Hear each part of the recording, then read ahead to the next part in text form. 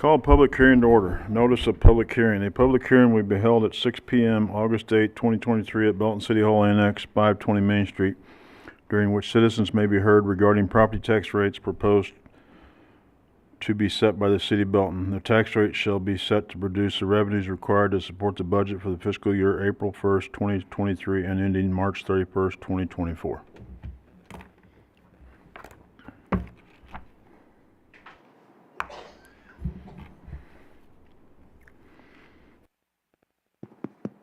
Is this on? Okay. I would entertain any questions at this time. Is anybody from the public which wishes to ask any questions, please step forward.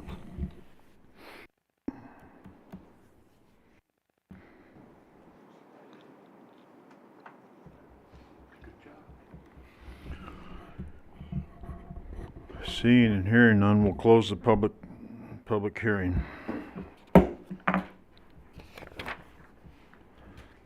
Or adjourn the public hearing, I'm sorry. Call regular meeting to order. Pledge of Allegiance, Councilmember Prime.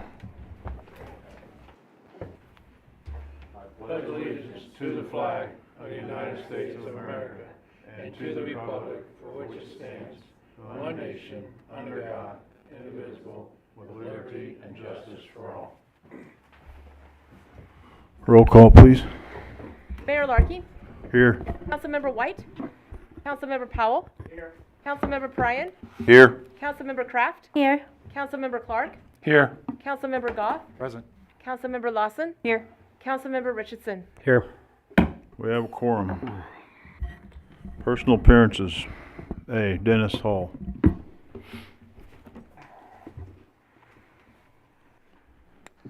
Mr. Mayor, council members, at the last meeting, I gave you guys quite a few good reasons that we should reinstate the 5-year inspection program on long-term rentals. I would like to tonight give you a scenario. I'm a retired journeyman carpenter, so I probably think of the worst case scenarios, but they can happen. As we know, buildings can move, especially slabs. They move. That concrete moves. It's flexible. Even basements move. And with that, and I've worked on a lot of them, you get doors that get jammed shut. You get windows that get jammed shut. And so what keeps popping into my head is you've got a back door where this slab is moved. That door is jammed shut. You cannot open it. There's a fire in the front of the building. The whole family perishes. Now, I understand that's a worst case scenario, but it can happen. So, if a rental inspection program maybe would have caught that and averted a disaster, then I don't see how we could not have that inspection program. Why any one landlord is just going to get that free ride, you know? So, for me, if I didn't I'm on the committee, Wanda Thompson's on the committee. I think we're the only ones here, probably, and Matt. Rob. And Rob. Sorry, Rob. But if I didn't do everything I could do as a committee member to avert a disaster like this, then I would feel like I was doing those tenants a disservice. Now, I don't have a vote. You all do.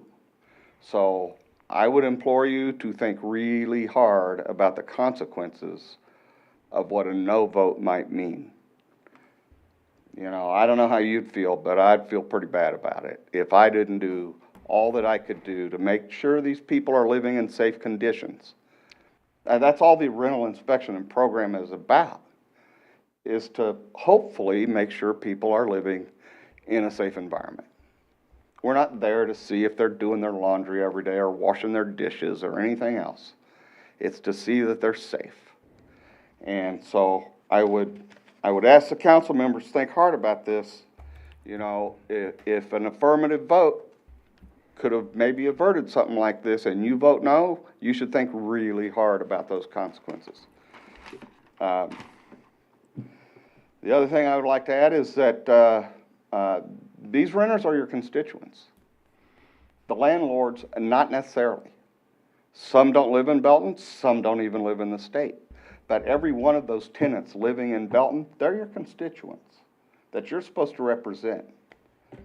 So that might be something to think about. Now, after Wanda took me on a tour, and I do have some other ideas. I was amazed. Just looking from the outside, which has nothing to do with this rental inspection program. We already have building codes.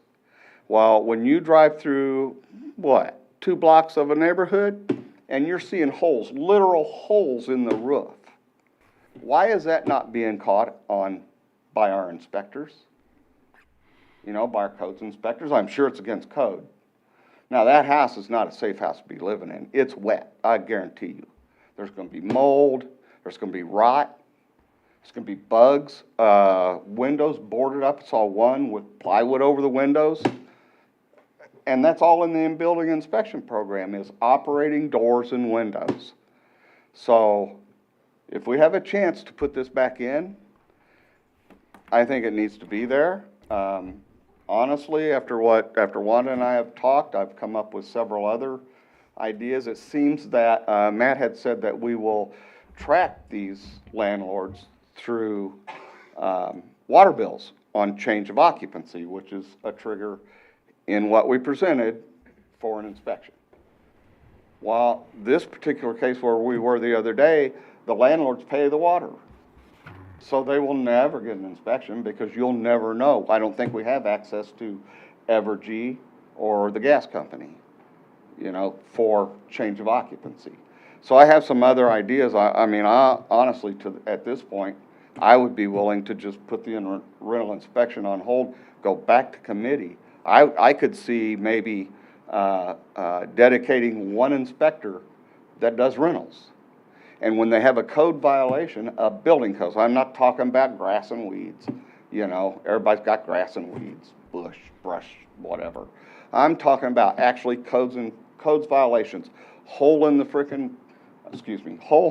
roof, windows boarded up, that kind of thing. That could trigger a rental inspection. So maybe we ought to just rethink this whole thing, you know, I don't know. But I do know that if you're gonna give any one landlord just a free ride and they have no inspection for whatever reason, that's not fair at all. But, It's been 5 minutes. okay, sorry. Any questions? Comment? No one? Thank you. Okay. Thank you. B, Wanda Thompson.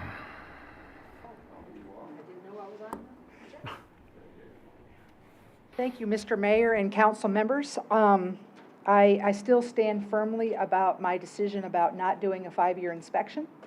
I think that we're going to put undue pressure on the tenants who live there and live in substandard housing, which we know because I know what they're paying. And I am not in favor of the 5-year inspection. I am in favor, instead of that, using the tools we have already in place with codes and going around and having someone give notice to these landlords that this stuff that has been sliding for all this time is no longer what this city wants, and we're not going to tolerate it. I think we need to put the rental inspection program in place and fine-tune it before it operates in a year. But until then, these landlords who run these horrible conditions that Dennis talked about, holes in the roof and unattached steps and no handrails, I think as a city, we should require our codes department to put these guys on notice that this is not what we're going to tolerate anymore, and basically just put them on notice. And I've driven around, I've driven a lot of you around, I've asked people to go and look around. I think we've got situations that we could deal with already with codes and just simply put them on notice. So thank you very much for your time. Any questions? Thank you. Thank you. City Manager, you're up. Thank you, Mr. Mayor and Council. I know it's not on the agenda, but I appreciate the opportunity to at least introduce you all to our new communications and marketing specialist. His name is Charlie Duber. Charlie, you want to stand up? Charlie, Welcome. Gotta find him a spot on the row. Yeah. He's not going to be a regular at the meetings. He will be doing communications regarding the meetings and what takes place here, but he's not going to be, we're not requiring him to come attend them in person, especially since we have them online. And so, but I just wanted him to be here for you all to put a face to the name and just have an introduction. Thank you. Welcome aboard. Charlie Duber. All right, 7, unfinished business. A motion approving the final reading of Bill 2023-37. An ordinance adding Article 5 to Chapter 10 of the Unified Development Code to implement a rental inspection program. Present. Second. We have a motion and a second. Any discussion? Go ahead. Well, I'm sorry. I have 3 amendments Come on. for this. Two are tied together and try to address Brett's comments over the last several meetings. And one is reintroducing the 5-year plan. So I talked to Patrick, and he allows me to put the 2 together, because if one doesn't pass, then I don't think the second one would pass, but I'll read them to you. It's on Section 10-141C definitions. I'd make a motion to change the definition of property manager to the following: a person charged with operating a dwelling or dwelling unit and implementing City of Belton requirements when the landlord is unable or unavailable to personally attend to such details. The property manager must reside within 30 minutes of the dwelling or the dwelling unit. And B, which is a second amendment to that section, again under definitions, add this to the definition of landlord. All landlords must employ a property manager if the landlord resides more than 30 miles from the dwelling or the dwelling unit. We have a motion on the floor Second. and a second. Any discussion on the motion on the floor? Go ahead. I mean, I don't, the first motion, having someone have to be within 30 minutes of here, I don't know how legal that is to do that. I mean, I don't know if that would hold water in any court. Other cities do have similar requirements regarding local property management, and currently the way that the city's process is set up is that the license officer, who is Andrea acting as the city clerk too, requires that there be a local person available for emergency contact. However, we have not defined previously in the code what local meant, and whether 30 minutes is local or whether 45 minutes is local, depending on where you are in the metro, is up to the city council. I guess my question is, it's something, if you can give us examples of other communities, and later on, we can always add that to this ordinance, then I think that would be the first step, is seeing how it works in other communities. I don't know, it's a little deep right now for me to sit here and try to add that onto an ordinance that we can add on 6 months from now if we want to. I will say that, sorry, Go Mr. Mayor. ahead. I would like to say that other communities do have registered agents, and the idea of a registered agent, which is essentially the same thing, is something we were actually planning to propose as part of some code amendments coming down the pike that included the rental registration program and the fees and all that stuff. So we were going to bake that into that, but I mean it's essentially the same concept. So I mean, as far as we're concerned, the concept is pretty solid. I had, I guess, 2 follow-ups. First of all, I think it was Matt, somebody did at the last meeting, or 2 meetings ago maybe, say that in our business license for residential landlords, we have a requirement that that a property manager pay a business license. And it also says that for LLCs that there has to be the name of a KC metro area contact for landlords not physically located in Belton. So that's what we've been depending on for LLCs. We don't have a similar requirement for general partnerships or sole proprietors. I'm not sure why, but anyway, when I mentioned that to Brett, who's been pushing this, we both agreed that's not quite strong enough. Not physically located in Belton may be strong enough, but KC Metro area contact. What the contact just might be somebody's cousin who then calls the landlord, and then the landlord's in Mississippi, and he or she doesn't do anything. But I would, if there is a plan for correcting that and coming up with a whole new residential landlord business license / registration, then I would think that would be appropriate. Finally, I would say that in response to the city manager, I'm the registered agent for a couple of nonprofits, and that just means I'm legally required to file things with the government. It doesn't mean I'm the building manager or anything else. It's just a, now maybe in your case it'll mean something stronger, but official registered agent is just somebody who reports to the state once a year that the group is still in business and pays any fees that are necessary to keep it going. Go ahead. Yeah, the idea of a registered agent, the reason that's attractive to the city is because if there are issues such as code violations or issues with the property, then legally they are there to be served, so to speak. Okay. And so if we're going through the process of forcing a property owner to do something with their property that they're not doing with their normal code enforcement means, and we're having to go through the court system, we can serve a registered agent. Exactly. And that's proper service. And Okay. so we can push that through the court system. Okay. Are you done? Yeah. Yes. Do as you wish, but I would recommend that you pull your motion and work with staff, since we're already been working on this. Right. I'm not saying that you have to do it, I'm just, No.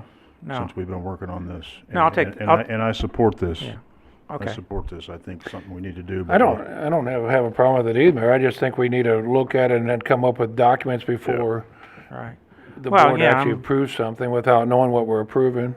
Well, I'm not a lawyer, and I'm not, I don't have the expertise that the staff has, so I will, on the promise that we will in the near future have something to fill that gap and make it a strong RIT, or rental inspection program, I will pull it, yes. Yeah. Go ahead. The concepts we're already working on, I mentioned the idea of a registered agent, the rental process, the rental registration process is already working through its way through Planning and Zoning Commission. So it's not just conceptual at this point. It's already in line to come to the council. Okay, good. Then I officially, Before he okay. pulls his motion, does I'm anybody sorry. have anything? Okay, go ahead. okay. So You're pulling your motion? So you withdrew. those, Do you withdraw your second as well? I do. Okay, thank you. I'm sorry. All right, so, And then Go I ahead. had a third, which is the one we've been discussing for 3 weeks, and that is adding to section 10-142A1 the sentence, however, regardless of occupancy, at least one inspection shall be conducted every 5 years for long-term occupancies. Second. are you done? Well, I mean- there was a second. Okay. I have some discussion, All right, but all right. if anybody So we else got a wants- motion and a second. I was just making sure you're done with Yeah. your, before Yeah, right. she jumped the gun. Yeah, okay. Well, I just wanted to go through the ahead. litany again here. First of all, it was voted on 12-0 by the Codes Enforcement Advisory Council, approved 7-0 by the Planning Commission. It was taken out after a March City Council meeting work session, but then everybody has said, well, we need to put it back in. So, and the reasons is it accommodates tenants who are afraid of their volunteering for an inspection will cause a rent increase or even an eviction from their landlord. And I hear what Wanda's saying, and there may be some people like that, but there's also long-term residents who may not even realize there are hidden hazards or have adjusted to accommodate hazards, for instance, no batteries and smoke detectors or a non-working GFI, which down the road, as Dennis was saying, can cause disastrous results. Also, rentals are businesses, and other businesses are inspected routinely, and so I know it will. I agree. It will be an intrusion. You have to make a date for somebody from the city to come in and look at and make sure your house is safe. I think that's that one day every 5 years is a minimal requirement or a minimal hardship on you if you can be assured that you're safe and that your landlord agrees with what recommendations need to take effect. And I don't know why we didn't discuss it, but Matt came up with an excellent thing in response to this. And he says that 30% of the rental units in Belton would fall under this situation. In other words, greater than 5, I think even he said 6+ years. So we have a lot of rental units, and by far, most of them are in Ward 4. And I just believe that enough people in the past several months have been behind this that we should consider putting it back into the rental inspection program. Go ahead. I just wanted to say with this, in 2018, I was one of the members of the group that created the petition that started the rental inspection all off, and our intention was to have a mandatory rental program for all. There were not going to be exceptions for how many years. We had discussed between 3 to 5 years among us. Hundreds of people signed the petition. I've personally spoken to at least 100 renters who do want this, several that are also in the same position as the house that Wanda had mentioned. But they do feel like they would be less likely to lose their place and less likely for it to go up, extremely go up, if it were to fall on the city's responsibility and not on theirs to call in and report their landlord, because then that looks like they're tattletaling. And so they want a mandatory program. So I would like to encourage everyone to vote for this. Anybody else on the motion to amend? Hearing none, we're going to do a roll call. Councilmember Pryan, Aye. Kraft, Aye. Powell, Yes? Goff, No. Clark, No. Lawson, Aye. Mayor Larkey, No. Richardson. No. Motion fails. Back to the regular motion on the floor. Any more discussion on the original motion that's on the floor? Go ahead. I had 2 questions. Question 1, if things are added to the program after now, does it still have to come back to council? Yes. Anything codified, I mean, anything that would be related to code, any changes in code, yes, absolutely would have to be. I know administratively there are some specifics that we are allowed to, but I mean, the general parameters are being decided here tonight. Okay. Or with the following up legislation that we're when we set the registration guidelines with the amounts as far as how much you have to pay for your registration fee and then the registered agent portion of it. That's all going to be established by code. So essentially, once that's done, we cannot go we can't alter that. We can't go opposite of that. So anywhere there's gray area, then there could be some room for administrative interpretation. But and so that's, again, we can codify anything at any point. And so if there are some issues that we find down the line, the council can always say, well, we don't like the way this is being done. Let's codify it this way. Right. So, and if there's any concerns, I mean, obviously we want to hear those because we want to make sure we're administering this the way it's intended and you know, the way that the community wants it administered, right? That's the whole purpose of this legislation is to do this for the community, so. Absolutely. I had landlords contact me saying they were concerned that we were pushing something through tonight so that we could change it to be whatever we wanted afterwards. And I was telling them I would not vote for it unless it was something that would come to council so they would be notified. So I just wanted to check that. Thank you. Yeah, the concept of doing whatever we want it to down the line is just once it's up and running, we can understand what the strengths and weaknesses are of the program, and then if changes need to be made, they could be made at this level, not administratively. Wonderful. Thank you. Go ahead. My only comments tonight is I think we've had some work sessions with the community. I think we've had work sessions with this group. I know the Code Advisory Committee worked together too on this, and I think everybody comes together that the landlords probably don't want any of this, but I think in agreement with the majority of the landlords I've spoken with, when it's unoccupied, they're fine with it. If a renter wants to call in every year, they're fine with it, especially the good landlords here in our community I've spoken with. I think the biggest problem, I think what you just said, we're bickering about something that would actually go into effect July 1 of 2029. The unfortunate thing, some of us might not be here July 1 of 2029. But that's the first time that a mandatory inspection would have had to been done. So to me, I want to follow what Wanda's saying and say, let's get something in place, see how it works. We can always, I mean, the future councils can always modify it if it's not working like it's supposed to. And some of the issues that we're talking about here, we have homeowners that have holes in their roofs, and if we went in their houses, we're going to kick them out also. But we're not going after homeowners, we're only going after renters. So when you talk to tenants and they say they don't want to be invaded, and some of them said, you better have a search warrant because you're not coming into my house, I look at the tenants more strongly than I look at landlords. And the last thing I want to do is invade someone's house when they don't want us there. Anybody else? Go ahead. I've kind of changed my whole mindset on this whole issue that we got. And the one thing I'm going back to is our codes committee. We got two people here, Ms. Thompson, Mr. Hull. One wants to table the whole thing. The other's totally against the 5-year. My thing with the whole rental inspection, we've already got a plan in place right now that people can send a letter to their landlord if they don't come out and respond to it and fix it. Code can come out and write them a code.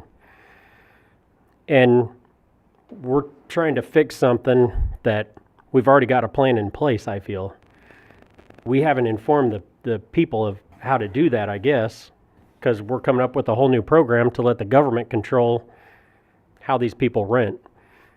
And I think the long-term issue of this, everybody wants lower income housing, and this whole plan is going to raise the cost of living for renters. I feel long-term it's going to raise the cost.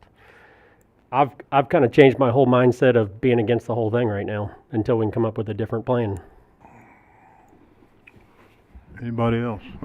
Go ahead. I would concur with Chris. I've been against it the whole time. I made an agreement with Joe. If we could do it unoccupied, I would vote for it. But if we just want to scrap it all together, I'd be 100% in favor of that. And that's the people that I've had. I've had calls this week more than I've had the whole time. I agreed as a council person, if we worked through it and we kept it unoccupied, I would follow through and I'd vote yes, because I dealt with landlords, I dealt with tenants, and I dealt with other people. But personally, I think it's government overreach in my personal opinion, but I agreed since it was unoccupied, I would vote for it. Go ahead. I would say that, yes, your heart and your mind's in the right place with this idea. I'm all in favor of an inspection program when you're changing residents. But as having been a business owner all my life, I just keep thinking the government just keeps getting more and more interference with the business world every day, and I didn't like dealing with it. The landlords are our constituents also. So if there's a problem in a rental place, I say fix it. If you can't get the landlord to fix it, you fix it. Pay some, hammer it out between you all. I don't think the government should always get involved in everything. But an inspection program between residents, that's fine to go through and make sure it's in decent shape and such. But beyond that, I'm just not for it. Anybody else? Mr. Mayor, Go ahead. make sure everybody's clear and we're reminded that the 5-year thing's off the table at this point. That was in the amendment, so the current program is just at turnover. Correct. Anybody else? Hearing none, roll call. Councilmember Richardson, No. Howell, Yes? Bryan, Aye. Kraft, Aye. Goff, No. Lawson, Aye. Clark, No. Mayor Larkey. Yes. Motion passes.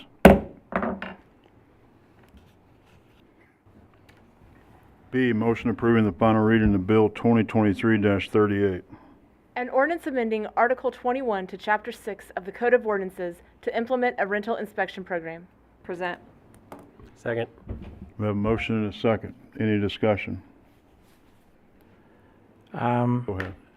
Well, I won't bore you, but I was going to add the same amendments because there's the same definitions, exactly the same definitions in this, but taken to the fact that the staff is working on working out a whole different residential landlord licensing program, I won't suggest these amendments. But the definitions are still in this one also. Anybody else? Hearing none, roll call. Councilmember Pryan, Aye. Kraft, Aye. Powell, Yes? Goff, No. Clark, No? Lawson, Aye. Mayor Larkey, Aye. Richardson. No. Motion carries. Item 8, new business. A, motion approving the first reading of Bill 2023-46.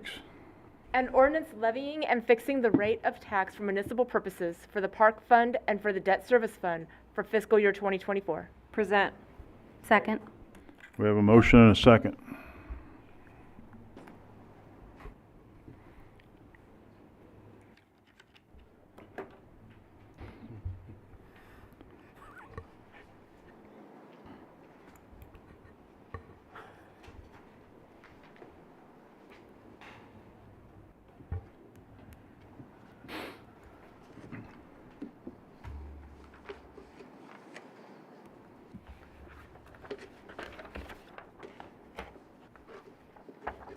I had this all organized for the hearing.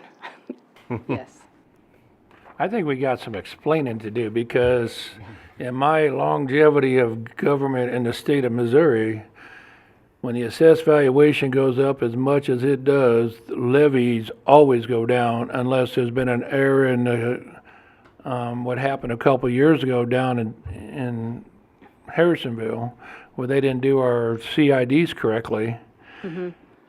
So when you're starting to see the assessed valuation go up 50,000 or 50 million, I mean, our tax levy should have went down, in my world, considerable.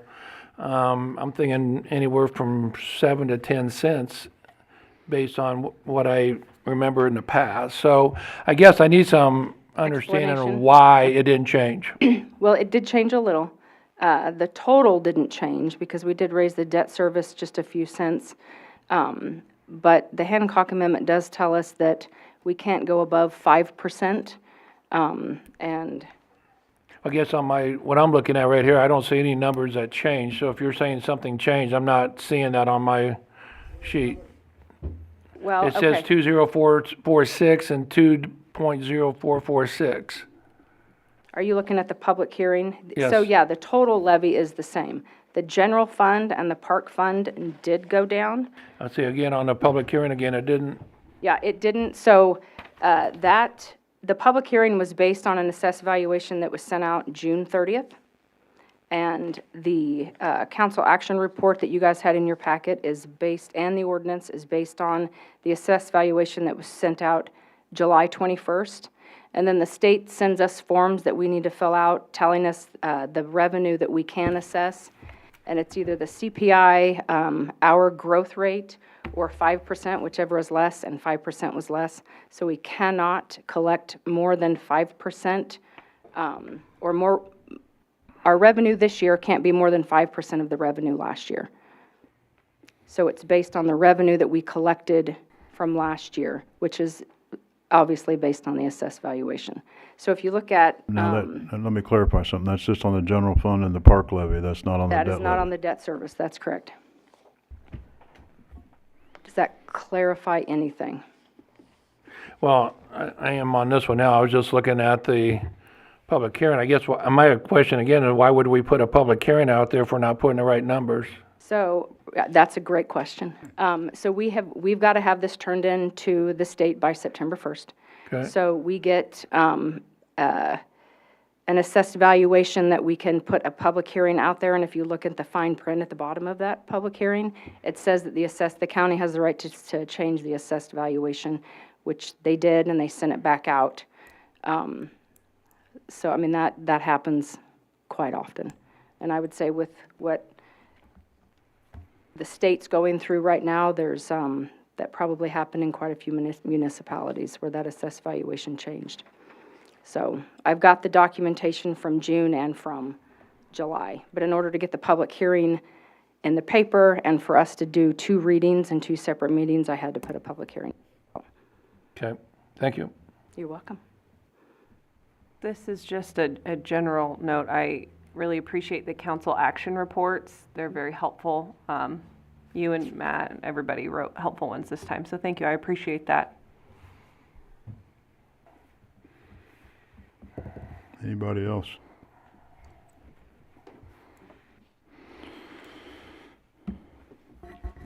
Hearing none, roll call, or I'm sorry, voice vote. Aye. Aye. Aye. Any opposed? Motion carries. Item B, motion approving the first reading of Bill 2023-47. An ordinance amending sections 18-2, 40-1, 40-4, and Appendix A of the Unified Development Code related to the Old Town Belton Overlay District and Schedule of Fees. Present. Second. We have a motion and a second. Any discussion? Go ahead. Yep, these are UDC text amendments for amendments in the Old Town Belton overlay to permit drive-through restaurants along East North Avenue, as well as updates to the UDC schedule of fees. The first set of updates is to 3 sections of the UDC to amend the Old Town Belton overlay district to permit drive-through restaurants on properties with frontage on East North Avenue. When this overlay was adopted in 2011, it specifically did prohibit all drive-through facilities in the overlay. Most of the overlay is concentrated along Main Street and Commercial Street, where drive-through facilities are not appropriate due to the historic building pattern of those developments. However, as shown on the map that's included in the staff report, there is one block of that overlay on East North Avenue where drive-throughs are appropriate based on the historic building pattern and the continued development pattern along the North Avenue corridor, which does include drive-through restaurants. As part of the amendment, the table of uses will be changed to allow drive-through facilities subject to conditions in the C1 zoning district. Those conditions will also be included in section 40-4 that specifically states that the drive-through facilities are limited to restaurants with frontage on East North Avenue. No other drive-through facilities would be permitted in the overlay district. The second set of amendments is for the UDC schedule of fees. Currently, Appendix A in the UDC has a schedule of fees for both the Code of Ordinances and the UDC. Staff is proposing to remove Part 1, which is a schedule of fees that applies to the Code of Ordinances, and there's a second ordinance this evening following this one that would be the opposite of that, which would be amending the Code of Ordinances to remove the UDC schedule of fees. The reason to do that is to eliminate UDC fees from the Code of Ordinances and vice versa, just to avoid any confusion. And there's already some errors in there because those fee tables are not always changed at the same time, or there's fees that are forgotten about in one code, not modified in the other. As part of the schedule of fee changes, staff is proposing to modify sign permit fees to be more user-friendly. Currently, the fees are based on illumination and the number of sides, which is an uncommon way of calculating fees for sign permits. To be more in keeping with neighboring communities, we're proposing a flat fee for permanent signs, a flat fee for change of face signs, and temporary signs. The change of face sign, an example would just be whenever there's an existing cabinet and you're just changing the actual sign but not the structure itself for a new tenant. Those fees that are proposed would match the city of Raymore.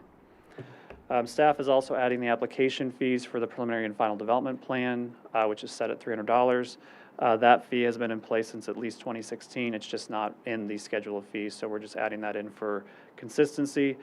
And then the last fee change would be adding the vacation request fee for the request to vacate any right-of-way or platting approvals. Currently, that is set at $0. We are proposing $150 fee, which matches the special use permit and the variance fees, which are a similar process that require public notices. Currently, we are losing money on that application review because we, in addition to not making up for staff time, we're also sending out public notices without any reimbursement. Originally in this fee update, we did include rental registration and inspection fees. However, we did remove that, and we'll bring that forward at a later date, along with the other amendments that have been proposed earlier this evening to the rental registration. Planning Commission did hold a public hearing on July 18th on these amendments. No one spoke in favor or in opposition to the request. They unanimously recommended approval of these amendments, and staff also recommends approval. Go ahead. Matt, does that sign fee mean any sign, regardless if it's lit or not lit or big, little, just period? Yeah, for a permanent sign, it would just be a flat fee of $50 per permanent sign, so it doesn't matter if it's double-sided or single-sided, it's still the same amount. Illumination does require a separate electrical permit, so there would be additional fees assessed if there's illumination. Thank you. Anybody else? Go ahead. I just want to make sure for the public and in case the council, is there any confusion about the UDC Code of Ordinances issue? Because essentially both, we have our Code of Ordinances, we have our Unified Development Code. And so the UDC obviously is representing our development, everything we do when it comes to, in terms of development. And so we have some things that are in both, and it's not necessary. They're both legally binding, and so that's what Matt's trying to do is clean it up because there's no need to have UDC issues in our regular code and then regular code issues in our UDC. They should just address their own areas, essentially, and so that's what we're trying to do is clean that up. Everybody good? Oh, go ahead. Go ahead. Yeah, I think verbally, I think you just said that the rental inspection fee was taken out, but it's on page 29. Did it come out because of what we did here, or? If it's in 29, I think that's in the staff report packet that was presented to the Planning Commission, but in the council action report, I did specifically note that we removed that from the ordinance language. Okay. We're not proposing a change in that fee Mhm. than what's proposed in there, but it will come back forward at a later date, probably in September to Planning Okay. Commission and council. Thank you. Anybody else? Hearing none, all in favor? Aye. Any opposed? Motion carries. C, motion approving the first reading of Bill 2023-48. An ordinance removing Appendix A, Part 2 of the Code of Ordinances. Present. Second? We have a motion and a second.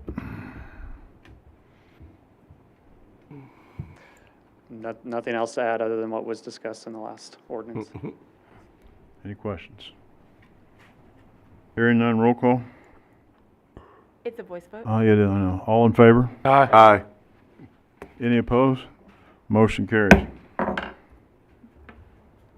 knew that, I just said the wrong thing. I even have it written down here. You were keeping her in check. Yeah, okay, go with that. D, motion approving the first reading of Bill 2023-49. An ordinance approving the 18th Amendment to the Old Town Belton redevelopment plan to approve the 314 Main Street project as redevelopment project 2023-5 and to authorize tax abatement as described therein. Present. Second? We have a motion and a second. Any discussion? Go ahead. Mr. Mayor, at this time, it would be appropriate to open the public hearing regarding this. Ed does say that, I'm sorry. I'm losing it. A public hearing regarding the proposed 18th Amendment to the Old Town Belton redevelopment plan for redevelopment project 2023-05 pursuant to section 353.110.3 subparagraph 2 RSMO is now open. Anybody to speak on the public hearing? Yeah, this is a request for a new tax abatement project in Old Town Belton at 314 Main Street. The applicant is requesting approval for $27,550 in exterior improvements to the property, which includes new stucco, brick, tuck pointing and repair, exterior paint, new doors and windows on the front Main Street facade, and roof coating and sealing. The Old Town Belton Board recommended unanimous approval of the project amendment on July 19th. And then public hearing notices were sent to local taxing jurisdictions on July 21st. Staff does recommend approval of the project and request a double reading this evening to allow the property owner to begin improvements, and the applicant is here this evening as well. Questions? You want to say anything? Come on up. I really don't have anything to say. I mean, I would appreciate approval. It's been an issue for a lot of years. We want to get it resolved. Okay. We have the funds to do it. The abatement is a huge help. Thank you for that. Okay. Anybody else? I just had a question. Wasn't there at one time a dispute about who owned that wall? Or is that? That depends on who you talk to. Oh, well, then there is a dispute. I mean, I'm all for this. I mean, I think it will really clean. If you Oh, okay. if you talk to me and my lawyer, there's not no debate, but yeah. Okay. Okay. Okay. So just a lot of Facebook stuff floating around. Yeah. Okay. Thank you. Thank you, Mark. Anybody else? Anybody else to speak on the public hearing? Hearing none, I'll close the public hearing. And we're back to the motion on the floor. Any debate on the motion on the floor? Hearing none. All in favor? Aye. Any opposed? Motion carries. Motion for a second reading. Second. We have a motion for a second reading. Motion and a second for a second reading. Any debate on that? All in favor? Aye. Any opposed? Motion carries. D, motion approving the second reading of Bill 2023-49. An ordinance approving the 18th Amendment to the Old Town Belton redevelopment plan to approve the 314 Main Street project as redevelopment project 2023-5 and to authorize tax abatement as described therein. Present. Second. A motion and a second. Any more debate? Hearing none. Roll call. Councilmember Lawson, Aye. Goff, Aye. Powell, Yes? Richardson, Aye. Pryan, Aye. Clark, Aye. Kraft, Aye. Mayor Larkey. Aye. Motion carries. E, motion approving resolution R23-81. A resolution dedicating city staff to shorten turnaround timelines and ensure processes are as efficient and expedited as possible to entice future development of single-family owner-occupied homes in the city of Belton, Missouri. Present. Second. Have a motion and a second. You're up. Thank you, Mr. Mayor and Council. This specific resolution it comes from a lot of discussion, a lot of internal discussion especially, but we even discussed it here in workshop. Over time, I think Belton had developed a little bit of a development unfriendly type of reputation. Sometimes earned, sometimes not. But we looked into our processes, and I think I've shared with everybody that we found that our timelines for turnaround of development issues when it comes to the whole process. Our timeline was pretty out of whack with a lot of the cities in the metro area. We were longer in most regards. And given the issues with us trying to recruit and begin single-family residential development, I know we've got some that's taken place in the community on a very slow basis. But we thought that we would dedicate our staff to turning those timelines around essentially and cutting them almost in half. Obviously, this resolution is largely ceremonial. It's mostly just kind of a, hey, we are committed to making sure that our processes are up to speed and that we are being competitive, so to speak, in the metro area, and essentially hoping that the council would also follow suit when it comes to any issues that are not being opposed. Now, as part of this, the staff is committing to ensuring that when we have new development that's coming down the pike, going through the process, that rather than waiting until the Planning and Zoning Commission, when we're supposed to actually make that public, we can make it public sooner. So that way, if there is any potential issue with the development, we can get it out to the public faster, making sure that we're using all of the mechanisms that we have to communicate with the public when development is going to occur. We think that the only way this works is if we ensure that we are getting to the public sooner and that they still have as much time as they need to voice opposition if there is opposition, or at least determine if they are opposed to it. Obviously, if there is opposition to something and there's something that's debatable, we want to lean on process. We don't want to speed things up then. We want to make sure that we're overturning every rock and we're addressing those issues. But if there's something that's not controversial at all, and it's something that could help our community, we'd like to be committed to making sure that goes through the process as fast as possible. So that's essentially what this resolution is all about. Be glad to answer any questions you may have. Any questions? Yeah. Go ahead. I don't know if I have any questions, Joe, but I have statements, I guess. You know, I haven't gone through the process. I mean, I can sit here and tell you that it's burdensome sometimes in dealing with builders and developers who tell me as a city councilman they don't want to deal with Belton, and it's all changed. So I'm hoping we can be fresh with every one of these individuals and move forward. But if we don't change how we do things, then we're never going to get there. And the only thing I'm going to tell you from what I've seen is if you have a week or whatever time you have when they turn it in to get stuff done. The second thing was there was comments and they got to come back. That stuff should go back to the front burner, not to the back burner. Because sometimes if you got to change one little item and it took another 10 days for that engineer to look at it, I don't know why they just can't look at the plot plan and see why, or if it got modified based on what they wanted. I mean, it should hopefully take less than 30 minutes. But that's an insurance guy talking, not an engineer. But that is some of the comments that I get from developers and exactly what I saw when I went through the process. You know, I turned in my plot plan, had 3 items that needed to be fixed, turned it back in. 10 days later, I had 3 more items that needed to be fixed. And I'm like, why didn't they get told me the first time? I mean, and that's some of the stuff that we see. So whoever's looking at these got to know exactly what we're doing and make sure they're correct the first time out. I appreciate those comments. I think that happens, and we're aware that that's happened many times in the past, and that's one of the issues that we face with being development unfriendly. Like I said, in some instances that's been earned. And internally, we've had these conversations already. We've already committed to this. We just wanted to try and make sure that we're all in lockstep with the council, and that you guys are, you guys have a portion of this as well. Sometimes it could be a double reading for something that's not controversial, that type of thing.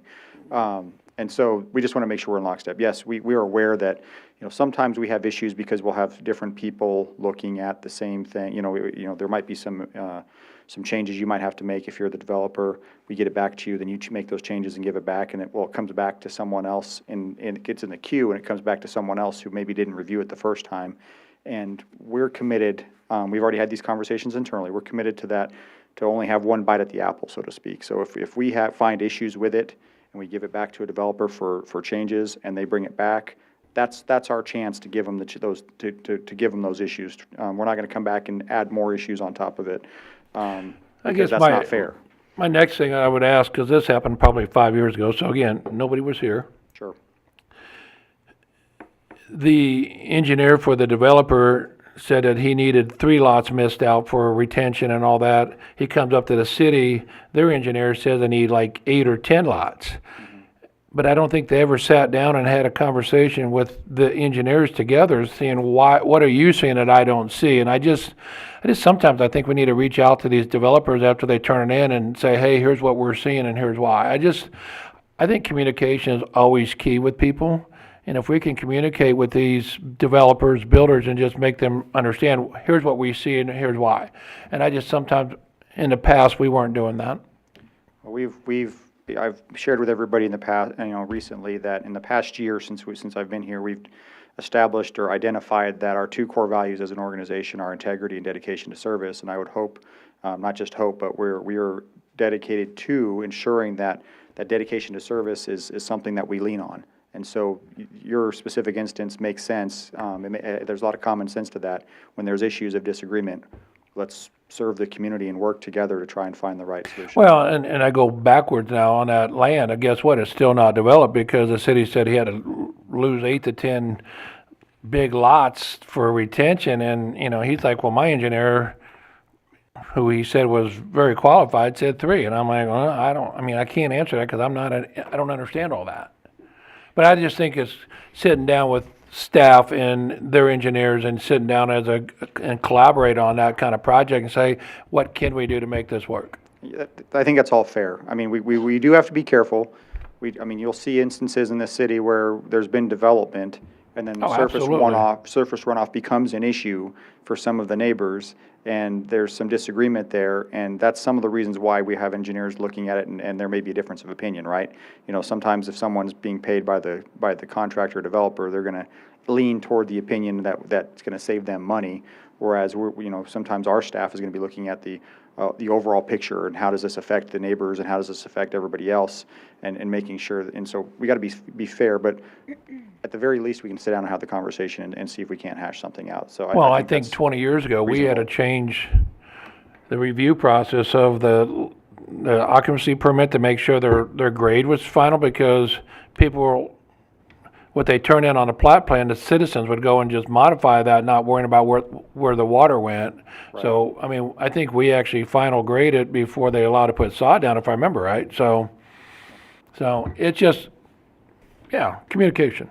We've heard the complaints and the issues, and like I said, many of them have been earned, so that's, again, what this is about, trying to make sure that we're committed to not allow that. No, I'm excited to see we're gonna have that meeting on the 23rd, and hopefully we got a lot of builders and developers here in our community to tell you what they've experienced in the past, and you can tell them what they experience in the future, and I hope we see a lot of people coming back to our community.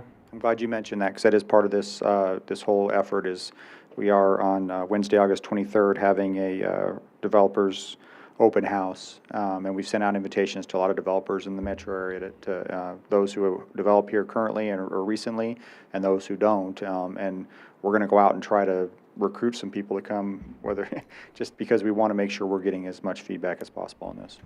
Joe, what time is it and where's that at? It's going to be at the Training and Technical Center of Cass County, which is out at Building 4 of the Southview Commerce Center. They're on the southeast corner is where that is, and that's going to, I believe it's 5 to 7 p.m. is what we have set aside for that. Just north of Chewy. Yeah, it's Is that on- just a walk-in and talk, or is that you're doing a presentation? We'll do a short presentation, and then the concept is, the reason we'll do a short presentation is because we want to bring up a few concepts that we know have been sticking points, and show some of the strides we believe we've made as an organization to help make this a better process for everybody. And then, but we also want to make sure we're inviting as many opportunities for discussion as possible, so that way we can get that feedback we need. I don't want to contradict what Dave said. That's a good experience to know. I just want to say I've had almost an opposite experience with pushing through a project, and the planning department and the engineering have answered all our questions. They have come back with you correct 3 and you get 2 more, but in a couple of instances is because we didn't correct them properly, and so they're required to point to the ordinances. So if they point to the requirements in the UDC, whether it's 8 lots or 3 lots or whatever, if it's in the UDC, the engineers and the planners can't change that. And finally, I've asked for 2 meetings, and they've set up the meetings, and I've been able to face-to-face with the engineer and the planner. So I'm sure everybody could come to the table with different experiences. And finally, they've tightened up their schedule too. So you know that, I mean, that you're busting your butt to get things done, because it's speeding up now. So. Anybody else? Hearing none, thank you. All in favor? Aye. Any opposed? Motion carries. F, motion approving resolution R23-82. A resolution formally accepting the Center 301 Apartments new public infrastructure of 977 feet of sanitary sewer main and associated manholes, and a 2-year maintenance bond in the amount of $197,472. Present. Second. We have a motion and a second. This is standard resolution. Every time we finish a project or a developer finishes a project, we accept the infrastructure. This is for 977 feet of sanitary sewer. Be happy to answer any questions. Any questions? Hearing none, all in favor? Aye. Any opposed? Motion carries. G, motion approving resolution R23-83. A resolution approving the execution of an amendment to the agreement between the City of Belton Fire Department and Public Consulting Group for GEMT report processing. Present. Second. Have a motion and a second. Go ahead. All right. Good evening, Mayor and Council. This is just a little bit of a housekeeping thing. We've talked about GEMT before, the Ground Emergency Medical Transport Reimbursement Program. We've participated since 2018, and we've used the company by the name of PCG since 2019. Until the last year and a half, we've never been audited before, and we've had some audits, and we've been less than happy with the response times and the ability for them to help us.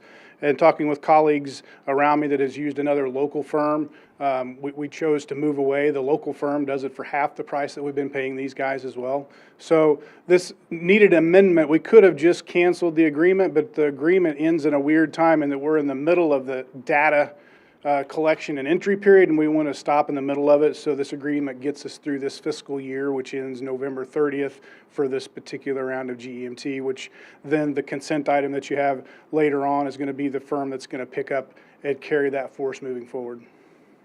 Happy to answer any questions if you have them. Any questions? Hearing none, all in favor? Aye. Any opposed? Motion carries.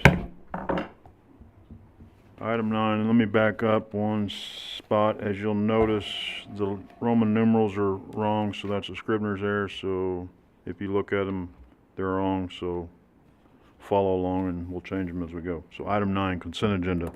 One motion, non-debatable, to approve the recommendations noted. Any member of the council may ask for an item to be taken from the consent agenda for discussion and separate action. Present. Second. Have a motion and a second. Any discussion? Hearing none, all in favor? Aye. Any opposed? Motion carries.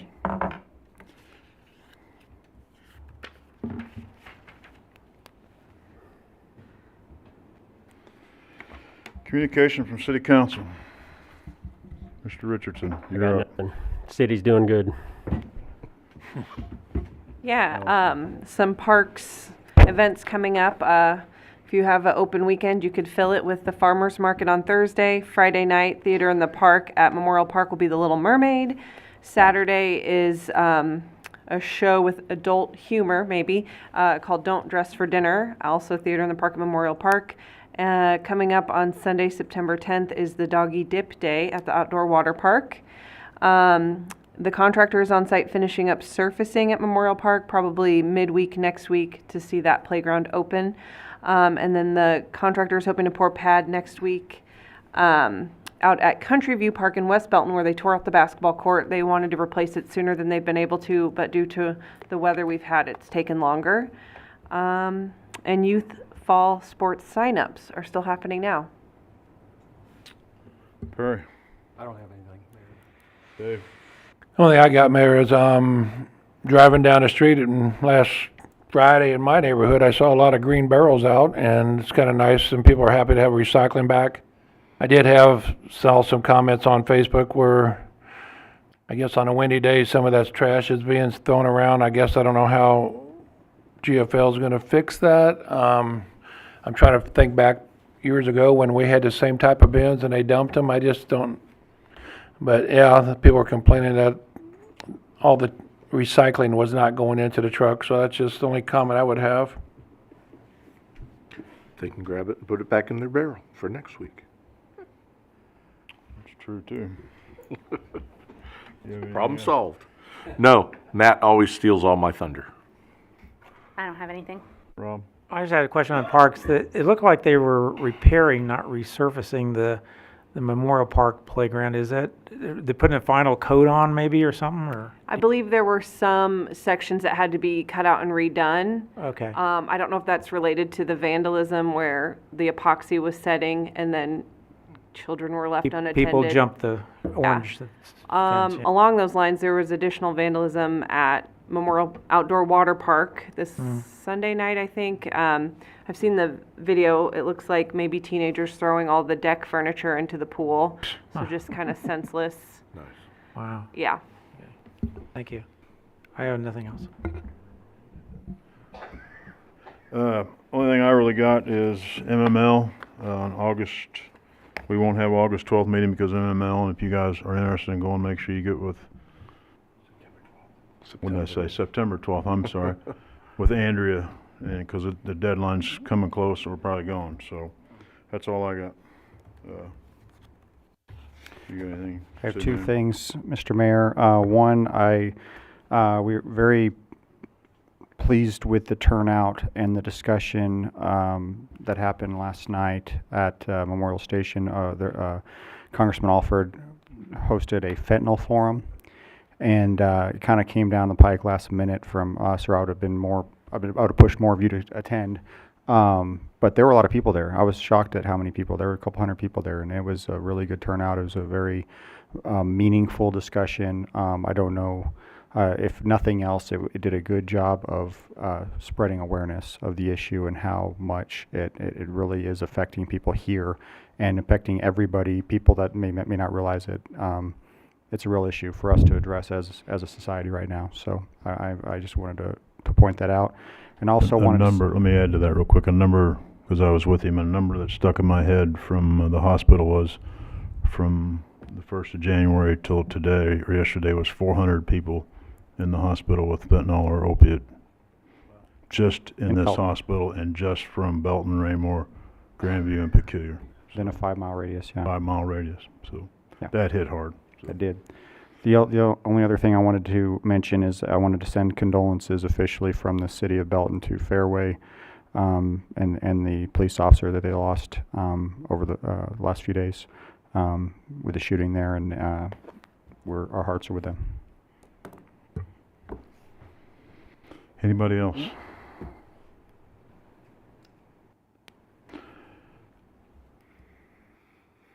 Let's take a couple moments silence for that police officer and his family right now.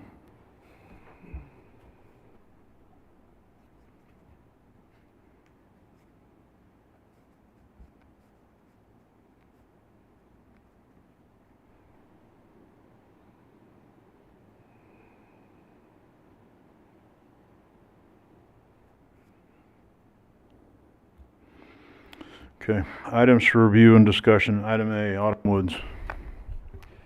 Yep, at the next council meeting, we will have the amended preliminary development plan for Autumn Woods back before you that was denied back in March due to concerns over parking. We'll also have the amended development and maintenance agreement that was tabled at that meeting that will be brought back for consideration as well.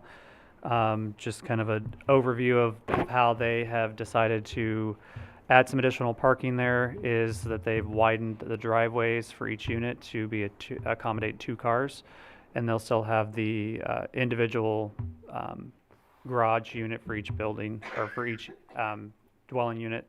So they'll have a total of 3 parking spaces per unit. That will also, with the driveway coverage, will really limit the amount of on-street parking to allow more space for emergency vehicles to get through the subdivision. There had been some concerns expressed about retrofitting the driveways in the first phase. I did have a meeting with the developer this afternoon, and they are willing to retrofit the driveways in the first phase as they go along with the development of the second phase, where those driveways are feasible to be widened. There may be several locations along in that first phase where there's already obstructions that would prohibit that, whether that be utility boxes or fire hydrants or other stormwater inlets that may make that difficult, but where they can, they would like to accommodate that. And then as part of that, the landscaping pattern would just match what is proposed in the second phase. So we have a condition drafted that we will include with the ordinance for council's consideration of retrofitting the driveways in the first phase to get some additional parking for the project that's already been done. Go ahead. I don't want to be like Brett there.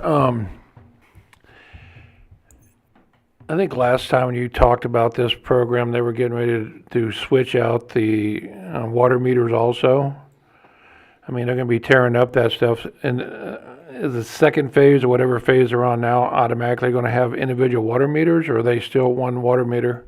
That's part of the request, is that they'll be coming back with a plat to final plat the second phase so they can move forward with doing individual meters on there. but they will also retrofit the first phase. I guess my question is, if they got a retrofit, I mean, they're gonna be tearing up that land. I mean, it'll be a good time to modify the parking spots so they can all be conforming.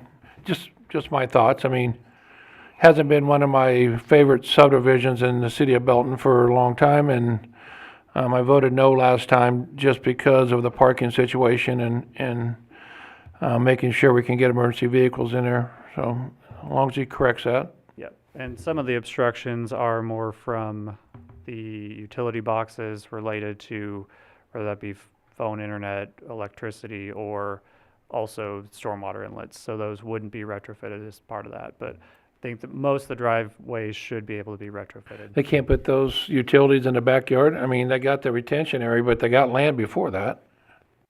They're already in place, so, I mean, we'll do a double check on that and see I exactly guess the how only many thing I would tell you, mine are in the backyard, but Google put them in the front yard. Yeah. I Yeah, mean, the difference here is that all the utilities are pretty much along that private drive, so it's a little bit different since it's all a private street network.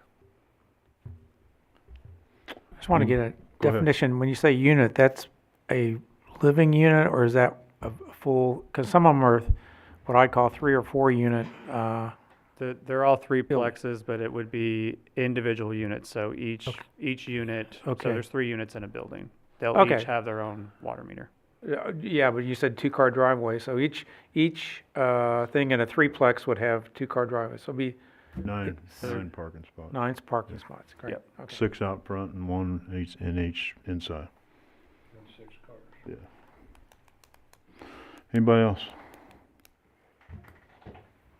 Hearing none. Item B, Police Department DEA Range Memorandum of Understanding. The police department will be bringing forward an agreement between us and the Drug Enforcement Administration. The headquarters is out of St. Louis, and Kansas City is a resident office. We do have a task force member that's attached to that for a number of years. I think some of you know him. But the DEA was looking for a police range where they can conduct training and qualification on firearms. And we have a facility that we use at 21200 South Mullen Road in Belton. It's at the city wastewater treatment plant. It's back to the southeast of the gate. And there was a previous arrangement with the DEA, probably going back a number of years, but this is the first time that this agreement's been brought to the city council. And so that's why you're probably realizing that you've never approved this before. We ended up having an agreement that expired in 2022, and so this is just an extension of that. And again, this will be the first time it's in front of you.